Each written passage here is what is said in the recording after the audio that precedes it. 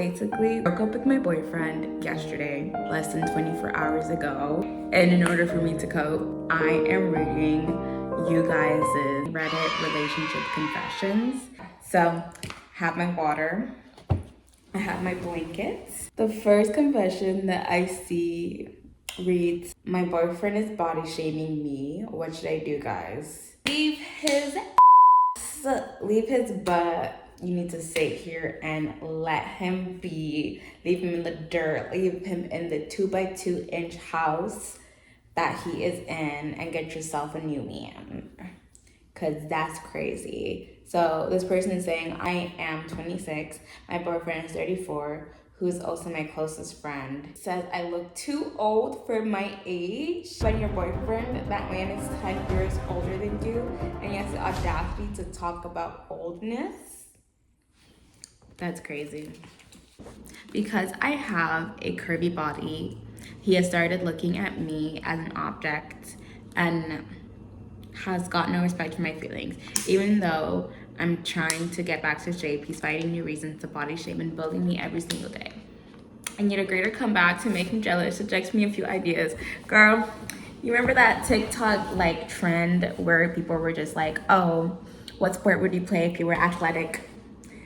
Give him one of those. Sprinkle, sprinkle, drop one of those. Be like, I feel like it'd be so easy to draw you.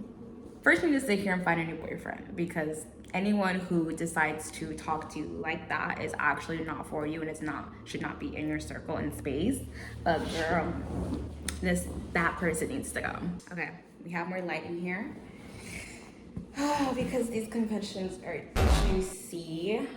So we have one that reads, I don't think I can trust my boyfriend to be my emergency contact. Girl, if you can't trust that man to be your emergency contact, you can't trust him for anything. Okay, so the thread reads, my boyfriend never answers or says yes to any calls from me unless I ask. And if his mom isn't around, probably wouldn't even answer emergencies. I, 18, have been with my boyfriend, who's also 18, for 3 years. And I noticed that he always says no when I ask to call. It's been like this our entire relationship.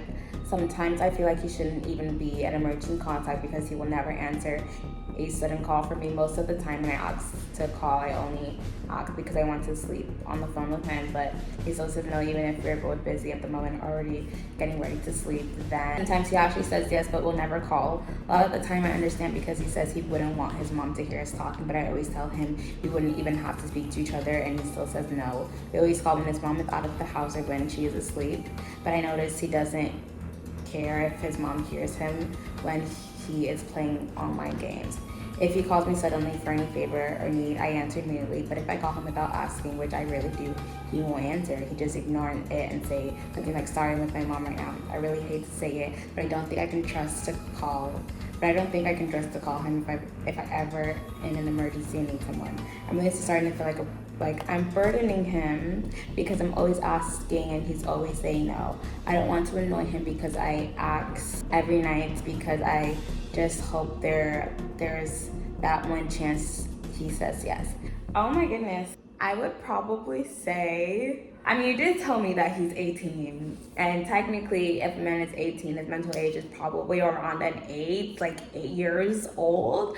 So I just feel like what you're telling him is going out the other ear. So I honestly feel like you need to sit here and sit him down and tell him how much this is affecting you. Tell him all these things you're telling us, like, yes, I hear you play video games online and for some reason you don't want to call me. But like with men, especially 18-year-old men, they're like, you know, even with 20-year-old men, they don't got the capacity to be really understanding intellectual conversations like that. Not every man, but you know, some of them that lack the ability to really understand and empathize with women. So girl, cut your losses and get out while you can, because this is giving red flag. but I see how it could be a beige flag if you're in the relationship already. But me, I can tell you that it's giving a red flag, and you're better off out and away from this person. Because for me, this is common sense. I can understand what you're trying to say, and I don't know why this man is not understanding it. So we gotta just stay here and cut him out. Yeah, yeah. Oh my gosh, my partner, 24, has terrible decision making. So I recently realized my partner does not have a single friend that is not toxic. Let me stop you there. Let me stop you there. Okay, you. Oh yeah, I was supposed to say you are the people who are closest to you. You are the combination of the three most closest people to you. Wow. So if you're telling me that your man does not have or your partner does not have a single non-toxic friend, your boyfriend's also toxic, and I just feel like you need to also just like cut them off. The fact that he doesn't have a single friend that's not toxic in itself is very toxic, and he also has to be toxic. But let me finish reading this. My partner was also very toxic during part of the relationship. He had a lot of trauma, so I attempted to work with him. That's very sweet of you. I did too, and he worked with me. That's very sweet of both of you guys. As we've been together for 3 years, I've noticed a consistent lack of poor judgment. It has not gotten better at all. I find it's almost gotten worse, and I ask why he's friends with people who make him feel the way he does. He never answers that question. A lot of these friends share his same poor habits, which really all boil down to poor impulse control and decision making. He makes justifications for their behavior, and his most common and damaging behavior they have in common, not being able to communicate and control their emotions. That's a good amount of men. I watched a podcast basically talking about the psychology of men and why men have such a hard time controlling their emotions, especially when they're upset. That's a common theme with a lot of men. I would know.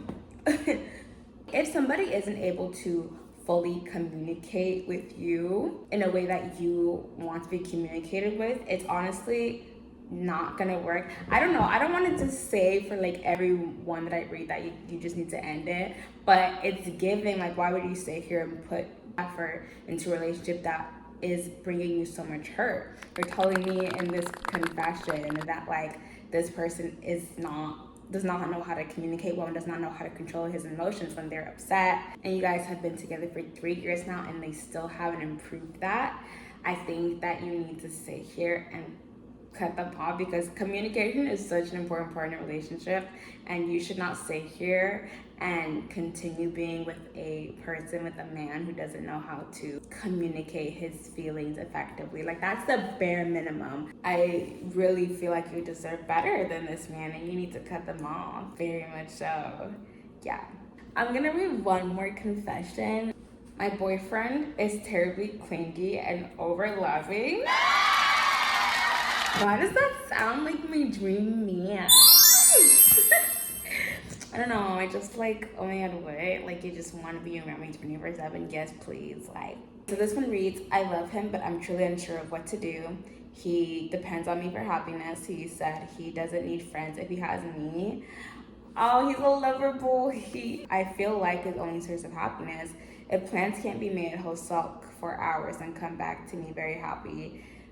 He's kept me from leaving his house for up to an hour, saying, please don't leave me. We talked about that, and he hasn't kept me in some time, but since we talked, he has done it. I've begun ignoring his texts during the day because I feel like I'll get trapped on my phone, consoling or whatever for hours.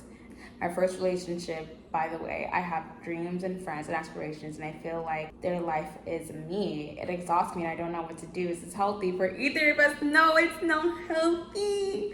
I know in the beginning I was like, oh my god, clingy men, yes, bring them over here. But in theory, that's not healthy in any way, shape, or form. You really shouldn't feel like you're being trapped in a relationship. A relationship is a time for you to also grow and flourish in your own aspirations, in your own friendships, in yourself, whatever you hold sacred to yourself, you know. if you're in a relationship, your relationship should not be your whole life. And I resonate with this a little bit because for me, in my previous relationship, I was also somebody who made the relationship my entire world. I was somebody who would be like on my phone, literally texting for hours, just responding to text messages with that person. And like literally, they were my life. And so I definitely can understand where you're coming from, where it's like, you know, you feel like their life is your life now, and there should be a distinction because over time you will get so drained and you feel like you can't live for yourself when people ask you like, oh my gosh, like tell me who you really are, tell me what you like doing. It'll be so hard for you to distinguish what you like doing apart from what your partner likes doing or what you like doing with your partner. Everything that you say, everything that you do will revolve around your partner, and it becomes very unhealthy because you need time apart. You need time for yourself. You need your alone time. You need your away time. You need time to sit here and understand what you want to do for yourself. And so it's not healthy at all to be in a relationship where you feel like you are trapped at all. I think you should sit here and set clear boundaries with this person, even if it hurts them, but set boundaries in a way that they can understand. Because if the boundaries that you guys have, the lines are blurred, you need to be like, all right, this is what I want us to do. If you need to text me, don't text me, actually call me, because texting takes up too much of my time, and call me. If you do need to text me because I don't answer a call, make sure the text is brief. Make sure that they know that you're not going to be their everything. They can't have access to you 24/7. Relationship is a partnership. You shouldn't lose yourself when you're in a relationship. And I do feel like it's something that happens during people's first relationships. It's like they just give everything to a person. It's kind of like trial and error. You learn from these things and you grow and you become better. So I don't think this is healthy, but I feel like you guys can work on it if he's willing to respect your boundaries. If he's not, then I think you need to cut him off.